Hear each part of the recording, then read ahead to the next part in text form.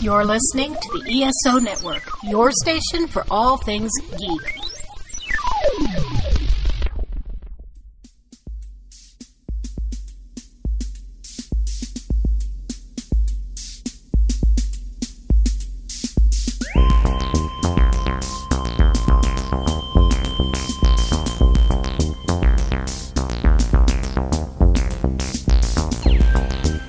Hello, and welcome again to the Monster Sci-Fi Show.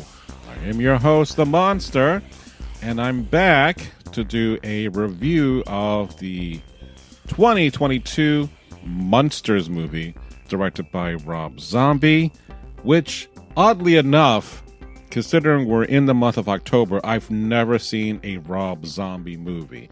Of which, considering I haven't done a new horror podcast in quite some time, I decided I'm going to not only do a horror movie podcast, but I'm going to do a special versus podcast. So I'm going to be watching the original John Carpenter's Halloween movie versus Rob Zombie's Halloween movie. And I want to see how the two fare. So I'm curious to see how that comes to be.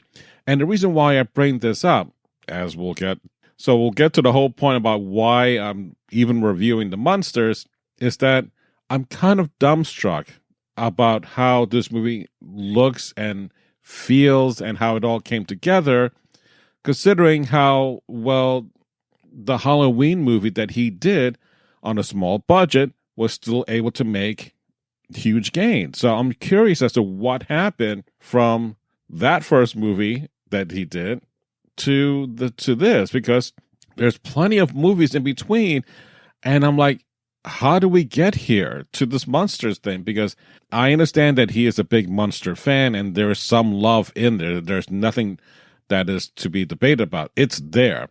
It's the problem lies is that's how this was executed, and I don't know if it's the point of when you leave someone, especially a director, and it happens more often than not that you have no pushback, meaning the director has free will to do whatever they want, and there is no way to rein them in. There is no way to say no to this person whose vision is, I'm going to do the best thing I know how, and you can't tell me otherwise. And sometimes it works, and sometimes, the majority of the times, doesn't. Heaven's Gate is one of them. I'm not even going to say Dune, because Dune was really long, but there was problems right off the bat with the script and how to film that and all that. But David Lynch's Twin Peaks series, everyone was saying, let Lynch be Lynch, because at the time, Showtime, I think it was Showtime, was limiting the amount of episodes for the new series to be. And there was a boycott. Basically, the actors did not want to have Lynch's vision to be limited. As such, when I finally watched that series, I'm like, oh my God, this has gone on way too longer than I expected. And I get that you let that artist have free reign, but sometimes having someone be the no person sparks some type of creative choices that might have been better rather than giving full reign to someone's work. So I don't know if this is the case, but I'm just thinking that if Rob Zombie is an accomplished director, starting with the Halloween movie, why is it that the Munsters movie is really god-awful? But let's just start off with the beginning. I saw the initial trailer, and it is basically a shot-for-shot opening of the Munsters, which is from season 2, and I'll get into the specifics why that is from season 2. The three characters, Herman Munster, Lily Munster, and Grandpa, they come out and recreate this exact same opening, and it's brilliant, and it's black and white, and I'm like, all right, there's no replacing Fred Gwynne as Herman Munster, but the guy who was playing him, he made these little gestures that made Herman kind of lovable. And I get it. I see it. But it's only just that opening, and that's it. It just cuts out, and there's nothing more to it. So we get the second trailer, and this is the first full trailer, not the teaser trailer, and it's in color. And it's overly saturated, and I'm the one who, if you ever watch my Instagram posts, at times overly saturated, and I admit to that. But this is like the extreme end, and I'm like, did Joel Schumacher come back from the grave and start making this movie with Rob Zombie? But it looks like the Batman movies that he did. And then, like, well, this is a Munsters movie, and there's a reason why it's all in color and then super saturated. It's because Universal did not want this movie to be in black and white. Even though the teaser trailer became black and white in the first run, they did not want this movie to be shown in black and white. You have that going against it. So, and it's not that it's bad. It's just the overall feel of this trailer feels cheap. It feels like a fan film. And, you know, there's plenty of fan films that are absolutely fantastic. This is not one of them. And it just feels like maybe this is like a rehearsal take or something. It just does not feel like this is a Munster movie. Even the crappy movies that came after the series, it doesn't have that feel. It felt weird. I've been a big Munster fan since as long as I can remember, more so than the Addams Family, because the Addams Family, I was like, I don't appreciate that kind of quirkiness. But the Munsters were a little bit more simpler, and it was more on point. And I love the way it all came together. You know, you had, of course, Herman Munster as Frankenstein. You had Lily, who is a vampire. Grandpa, also Dracula. Eddie is the werewolf. And Marilyn is the ugly duckling that everyone's commenting about. You know, she doesn't have the great looks on their side of the family. And it's fantastic. And of course, you have Spot. I forgot Spot, who is the dragon that lives under the stairs. And it's weird that when the Addams Family went into making movies, which again, I wasn't going to be like a big fan for the movies, but I'm like, oh my God, the movies are fantastic. I love the movies more than I did the actual TV series because it dealt with family stuff that was honest and it was pure and it was enjoyable. As I'm starting to go down this rabbit hole of the Munsters lore, I found there's this unaired pilot. It was more like a proof of concept, meaning that this was supposed to be like a test mock episode in which there was a full set, full makeup, and it was a short episode, like maybe 13 minutes or so. It starts off with Marilyn coming home from a date, and the guy who brings her home is like kind of scared about the way things are looking. He walks her to the door, and then Herman Munster comes out and says, you know, hi, whatever. And Marilyn wants to introduce her date to Herman, her uncle. And of course, he runs out and in super fast motion and drives off. What struck me about the whole thing is like, that's classic Munsters, except this was all in color. That was not the worst part because it looked kind of like, all right, I guess I know what you're doing here because it's just, let's just see how green the makeup looks and all that. It doesn't look great. But it gets even weirder as when we go inside, and I'm like, who the hell is this woman? It's not Lily. It's another actress playing another character that was Herman's wife, and her name was Phoebe. Okay. And then when we get Eddie Munster, and the actor's name is Happy Dermot, I think. I forget the last name. But I'm like, that's the direction they're going with Eddie, and he is like this snarling, vicious little bastard kid. And I'm like, ew. Eddie was never like that. Eddie was always likable, but this first version of Eddie is like a snot little fuck. I'm like, no, he should not be disrespecting his parents and them like not even getting offended by it. And then like I don't mind him being like this snarling. I get that, but he's he's really disrespectful, and I'm like, that was inappropriate. So thank God that the higher ups said we need to retool this, and they got rid of the actress who played Phoebe and brought in Yvonne DiCarlo to play Lily. And then they kept everyone except for Eddie. Eddie got replaced by Butch Patrick. And it became a much better product. And, of course, CBS at the time, when they were doing this, were not going to pay for the $10,000 to have the color version of this series. So it was cheaper to film it all in black and white. And it looks fantastic in black and white. So thank God, for financial reasons, the black and white version stood heads and tails above the original pilot. Very happy about that, and what a better cast this all came to be. So I was really happy to see this all come together. Now, the other thing, too, that I didn't realize, and maybe it was just me not really paying attention, that the original Marilyn was played by Beverly Owen, only made it halfway through the first season and was then replaced by another actress named Pat Priest.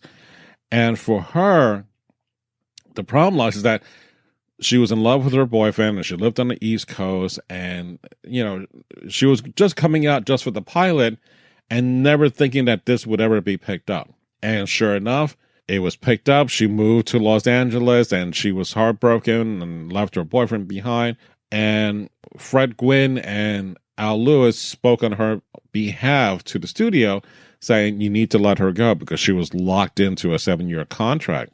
It's like, if you don't let her go, we're walking off the show and you're not going to have a show. So luckily, Pat looks almost exactly like Beverly, and I never made the connection that they made the switch, let alone they were two different actresses. I had no idea. So that kind of little fact, I'm like, oh my God, I did not know this until I started recording.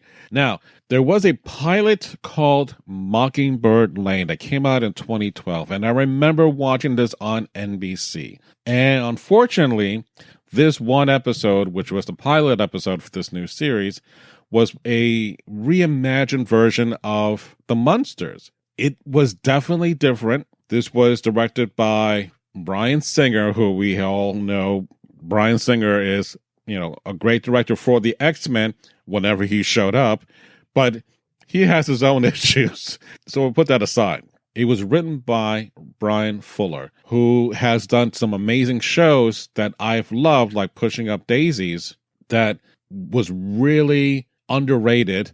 And he also had the initial idea to do Star Trek Discovery as an anthology, or the new Star Trek series as an anthology series, which he got bumped out in the last minute, and then that became its own thing. Mockingbird Lane, it really had like an interesting cast, and I'm like, holy crap, this is fantastic. It's a reimagined version, so it's not necessarily Herman Munster all in green, but he is still a Frankenstein creature type personality. So Jerry O'Connell, who I would never imagine as the lead as Herman, is playing Herman Munster. Portia de Rossi, who was in Arrested Development, plays Lily. The other two, the Marilyn Munster and Eddie Munster, I don't know who they are, but it's Charity Wakefield for Marilyn and Manson Cook for Eddie. But the big draw was Eddie Izzard, who played Grandpa, and he goes by the name of D for Dracula. And he is fantastic. I mean, when you watch it, and the only way you can watch it properly, you can go to the Internet Archive website, and it's there. You can watch it, and it's broken up in 3 parts, but it's all there. And every time he is on the screen, he steals the show. He is fantastic. There is something about his presence, his energy. Could not be more happier to see Grandpa be portrayed in this version.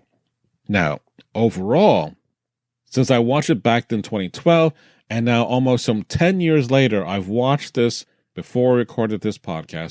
It is definitely a much darker, humor edge version of the Munsters that is kind of like the Munsters, but it's not the actual remake of the Munsters. Like Herman Munster having the green face makeup and Lily looking like a female Dracula and so forth. I'm cool with that. And that's the thing that if you're looking to do something that's more creative, more of an interesting take on a series, I will applaud Brian Fuller for choosing that direction to go to tell the stories of the Munsters, rather than do like in past TV series. I think it's called The Munsters Now, which they kind of recreated the whole thing all over again. And it was shot in color, and it was in TV for syndication, which was not good at all. Here, it was its own thing. It's a standout compared to all the other things before. When I put that in context with now the Munsters movie, in the context of this movie, I get that Rob Zombie loves this series. And there's no disputing that, because it's on the screen, because there are some jokes and some references to other things that if you watch in the series, you'll know that's in reference to. But it's more in the way of, like, if Rogue One was the movie before A New Hope, this movie is kind of like the Rogue One before the Munsters series. And I'm using Rogue One vaguely on that because it's no Rogue One, because I love Rogue One. This one is like, okay. And the reason why I bring that up, because we have the primary characters of Grandpa, Herman, and Lily in Transylvania. And not until almost about 3/4 of the movie do they then go across the pond, and they end up in their own home, which is on Mockingbird Lane, 1313 Mockingbird Lane. Where's the story in all this, other than the romance of Lily and Herman coming together, and you find that out? But then the castle that they're living in, they get swindled out of it, and they're forced to be evicted, and then they end up in the States. And I'm like, where did they get all this money from? I'm like, you're overthinking this, so just stop. Stop thinking about the logistics about this, because it's not that kind of movie. The actor who plays Herman, his name is Jeff Daniel Phillips. There are moments in which he has some of the little nuanced moments, but it's just, watching all of that for that long, and it's almost an hour and 45 minutes. It's super long. It didn't need to be that way. I mean, hell, the Frankenstein movie is just slightly over an hour, and that was released in the theaters, which I want to watch. I've never seen it, but it's got me into that mindset because we're in October. I need to watch more horror movies. The actor himself was in a show called The Caveman, which I love. If you know the Caveman from the Geico car insurance commercials, that spun into this Caveman TV series, which I really loved. It was stupid, but I loved it. And Jeff was in as one of the cavemen there. And I can see, even behind the caveman facade, I can see the Herman performance coming through. Now, and I'm not criticizing here, but I'm just hearing from what other people have said on various videos that Sherry Moon Zombie, who plays Lily, is Rob Zombie's wife. And a lot of criticism is about her acting. Yes, I agree. It is not the greatest. It is not even like, okay, passable. I know that she's trying to go for the Lily vibe with her one line, "Oh, Herman," just going over and over like that. And I'm like, it's just a one-note performance. Look, I'm sure she's a fine person, but that one note became really agitating after a while. The other point that I wanted to bring up, there are other actors in here that I came across that I'm like, after the fact, Grandpa has a servant called Igor, and he's in human form. And not until they move from Transylvania to the States does Igor the Bat appear. If you watch the Munsters, Grandpa has a bat that he has in a dungeon below called Igor. He transported by transforming Igor from a man to a bat, and when he got to the States, he could never transform back to a human. So that's how that came to be. We also have Cassandra Peterson, who played Barbara Carr, who was the real estate agent. That is Elvira. So we have that going for that. Oh, and I forgot to mention, Igor going back, is Sylvester McCoy, who is the seventh Doctor from Doctor Who. And here's another moment that I'm like, really? That's her?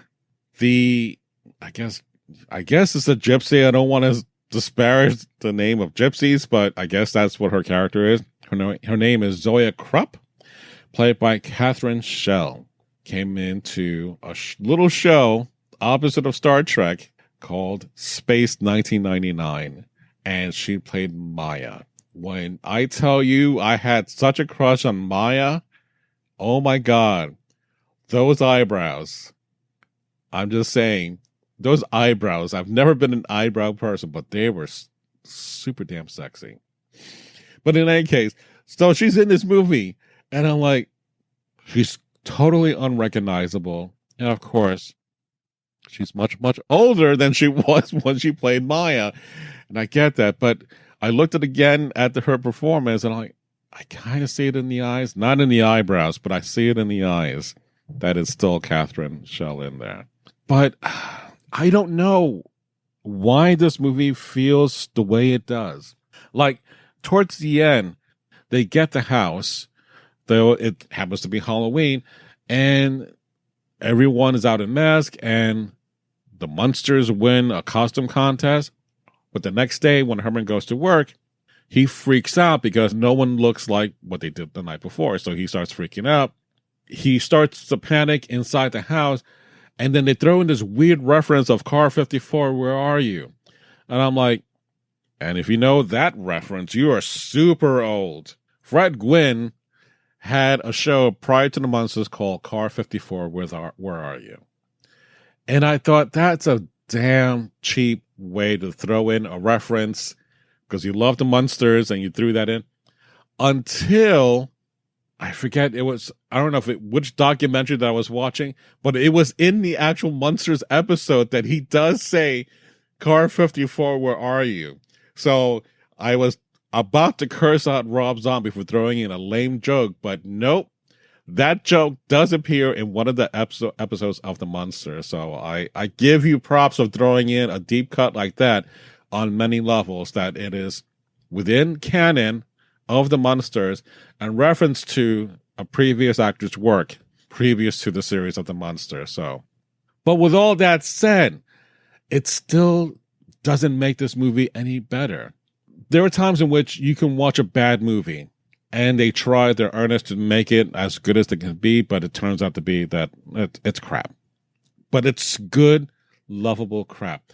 Like Mystery Science Theater level. This is not that. This is trying way too hard to be campy, and doing so, almost all the jokes, all the gags just fall flat. So you're stuck watching these people act on screen, and it feels it's just, there's no heart. There's nothing there. Unlike, again, the Addams Family, who made a successful transition into the movies, this one does not have that charm. It lacks everything what makes the Munsters the Munsters. I would prefer that even Rob Zombie would have done something as bold and creative as Mockingbird Lane, in which you just do a retelling of the Munsters. But here, it just falls flat, and it's a shame. Because I would have loved to have seen the Munsters have a win. Because again, back in the day, it was always like, for me, one of two things. Either a Yankee fan or a Met fan. I was a Met fan. If you had Atari or you had Intellivision, I had Intellivision. So I'm always going for the underdog. And I don't know, for me, if the Munsters at the time was a better show than the Addams Family. I do know that cult-wise, that show had a better run after the series was done, much like Star Trek, in syndication. And it found a brand new audience, and it still has that kind of fan base.